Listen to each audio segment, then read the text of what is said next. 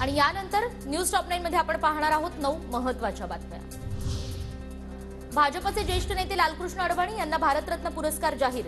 पंतप्रधान नरेंद्र मोदींनी ट्विट करत दिली माहिती। मोदींनी अडवाणींना फोन करून शुभेच्छाही दिल्या।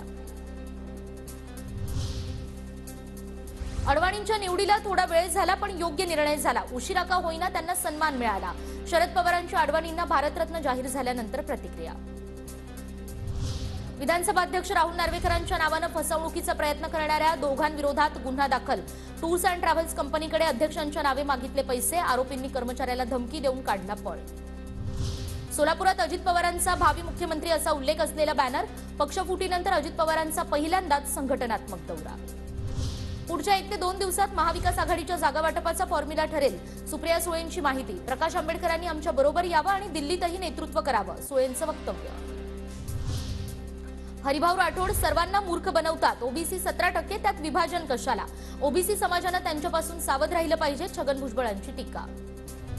मनसे अध्यक्ष राज ठाकरे आणि मुख्यमंत्री शिंदेंची आजची भेट रद्द। शिंदेंच्या डोळ्याची शस्त्रक्रिया झाल्याने भेट रद्द झाल्याची माहिती। टोलच्या मुद्द्यावर राज ठाकरे घेणार होते भेट। राज्य मंत्रिमंडळाचा अयोध्या दौरा लांबण्याची शक्यता। 5 फेब्रुवारीला कॅबिनेट बैठकीसह मंत्रिमंडळ समितीची ही बैठक। बैठकीच्या पार्श्वभूमीवर अयोध्या दौरा लांबण्याचा अंदाज।